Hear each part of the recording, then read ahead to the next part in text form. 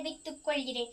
தொண்டு செய்த பழுத்த பழம் தூய தாடி மார்பில் விழும், மண்டை சுரப்பை உலகுதுளும், மணக்குகையில் சிறுத்தை எழும் என்ற புரட்சி கவிஞரின் வரிகளை நினைவு கூர்ந்து அவரே நான் கண்ட வீரத் தமிழன். ஆம், நான் இப்பொழுது எடுத்துக்கொண்ட தலைப்பு பெரியாரும் பெண் விடுதலையும். பெரியாரின் சமூக சீர்திருத்த நடவடிக்கைகளில் பெண் விடுதலை என்பதும் முக்கியமான ஒன்று. அப்போது பெண் உரிமை குறித்து பேசும் பொழுது ஆண்களுக்கு ஒரு முக்கியமான அறிவுரை கூறினார்.